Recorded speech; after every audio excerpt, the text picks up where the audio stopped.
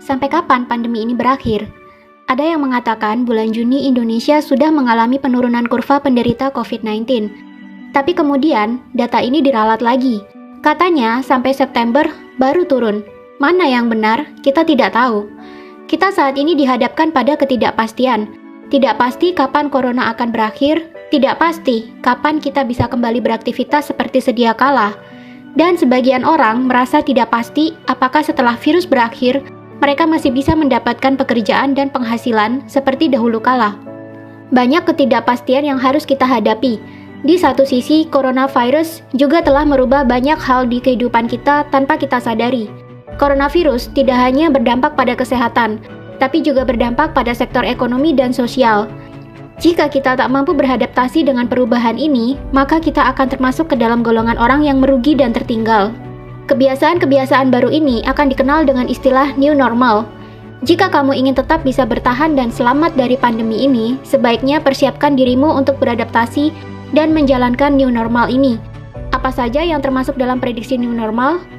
Yang pertama, kesehatan dan kebersihan akan menjadi komoditas nomor 1. Ketakutan orang-orang akan terserang virus membuat semua orang kini semakin ketat menjaga kesehatan dan kebersihan. Jika kita keluar rumah sekarang, akan banyak kita temui wastafel dadakan di mana-mana. Hand sanitizer menjadi barang yang paling dicari. Orang mengenakan masker kemana-mana. Vitamin dan jamu menjadi barang yang banyak dikonsumsi selain makanan pokok. Sebelum bepergian, orang akan dicek dulu suhu tubuhnya dan tidak akan diizinkan melanjutkan perjalanan jika terindikasi tidak sehat. Tidak menutup kemungkinan ke depan orang akan diwajibkan membawa dokumen kesehatan pribadi saat bepergian. Atau bisa jadi, sistem pelacakan kesehatan di bandara dan terminal transportasi umum lainnya akan menjadi lebih praktis dan lebih mudah. Bisa jadi dengan menanamkan suatu sistem di tubuh manusia untuk memudahkan perekaman medis seseorang. Yang kedua, orang akan makin banyak bekerja online. Online meeting menjadi tren yang terus meningkat selama pandemi. Setelah merasakan praktisnya meeting online, ke depan bisa-bisa orang merasa tidak perlu menyewa kantor lagi untuk tempat karyawan bekerja. Karyawan bisa bekerja dari mana saja, asalkan mereka terus online.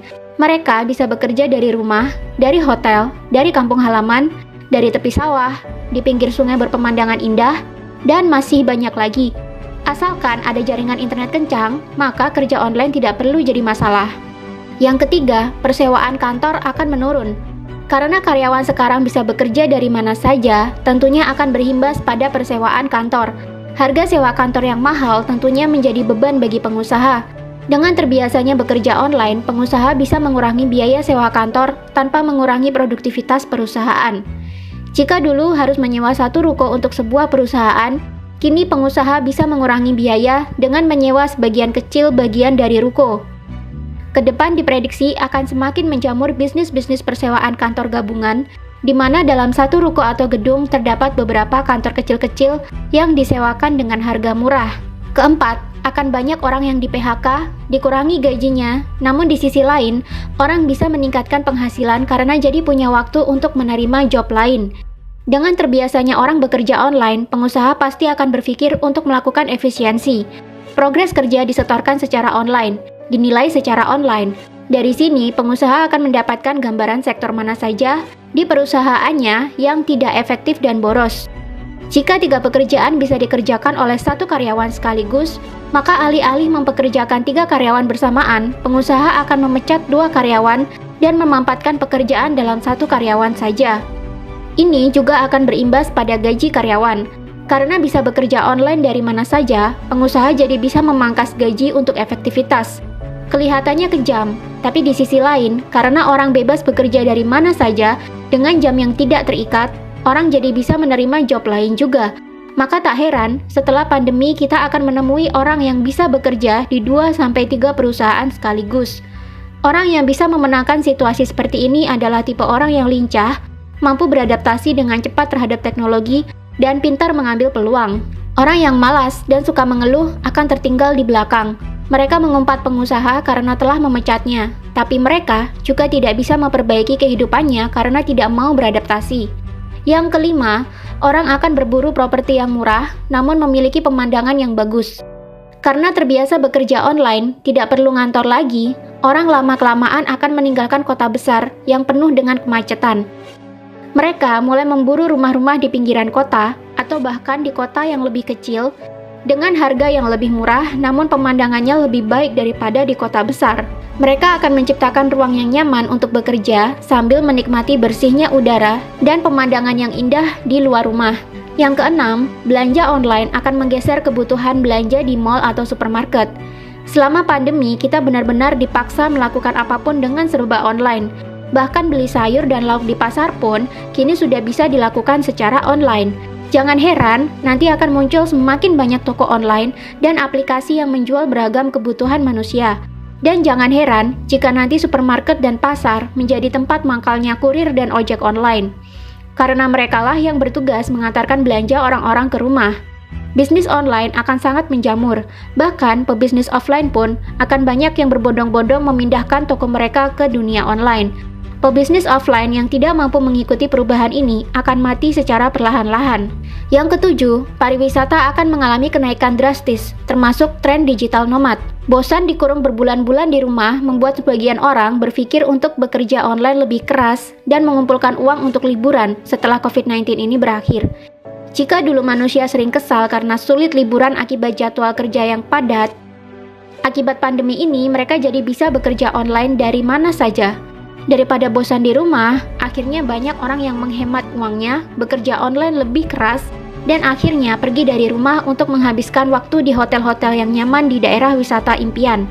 Mereka bekerja dari hotel siang dan malam. Mereka mencari hotel dengan kecepatan internet yang kencang, hotel budget dengan desain Instagramable akan menjadi buruan. Jika mereka penat, mereka tinggal berjalan-jalan ke lokasi wisata di sekitar hotel tempat mereka tinggal. Jika dulu pariwisata dijejali dengan orang-orang yang butuh liburan dan melepas penat setelah lelah bekerja, setelah pandemi akan banyak orang yang melakukan kerja sekaligus liburan dalam waktu yang bersamaan. Jika dulu tren digital nomad hanya dilakukan oleh milenial-milenial dari negara barat, tak menutup kemungkinan setelah pandemi ini, milenial-milenial Indonesia akan mengalami hal yang serupa. Kedelapan, uang digital akan mengalahkan uang kertas dan uang koin. Sadar bahwa uang kertas dan uang koin menjadi penyebab penularan virus, orang kini mulai beralih ke uang digital. Dompet digital seperti GoPay, Dana, Genius, WeChat Pay, OVO, Link Aja akan menjadi primadona orang-orang untuk melakukan pembayaran. Bahkan ke depan akan ada pengurangan nasabah bank-bank konvensional. Jika dulu satu orang bisa menyimpan uangnya dalam beberapa rekening bank, misalnya rekening BCA untuk keperluan sehari-hari, BRI untuk tabungan, Mandiri untuk dana darurat. Ke depan, bank-bank ini akan ditinggalkan oleh orang-orang. Orang cukup memiliki satu bank saja sebagai tempat cadangan uang, dan mereka mulai membagi pos-pos pengeluaran mereka ke dompet-dompet digital yang tersedia. Dompet digital ini murah, tanpa biaya bulanan seperti bank konvensional, dan memiliki biaya administrasi transaksi yang lebih murah dibandingkan dengan menggunakan bank konvensional. Bank konvensional lama-lama akan menjerit karena kalah jumlah nasabah dengan dompet digital. Yang kesembilan, muncul orang-orang dengan pemikiran baru dan membuat perubahan. Pandemi COVID-19 memaksa banyak orang di dunia untuk berdiam diri di rumah, tanpa melakukan aktivitas di luar, tanpa bepergian. Untuk mengusir rasa bosan, tentunya intensitas membaca dan menonton akan meningkat. Maka tak heran setelah pandemi ini akan muncul orang-orang yang memiliki pikiran luar biasa dan bisa membuat perubahan bagi orang-orang di sekitarnya. Ini karena selama pandemi mereka jadi punya banyak waktu untuk membaca dan mencari informasi, sehingga muncullah orang-orang yang memiliki pemikiran kritis yang sebelumnya tidak pernah kita temui. Intinya adalah pandemi COVID-19 ini menjadi seleksi alam bagi kita semua. Jika kita tak mampu beradaptasi dengan cepat, maka tinggal menunggu waktu saja kita akan menjadi manusia yang tertinggal dan mengalami kerugian. Tapi jika kita menjadi manusia yang tanggap terhadap perubahan dan pintar mengambil peluang, maka kita akan menjadi manusia yang bisa melewati pandemi ini dengan aman, bahkan mendapatkan keberuntungan.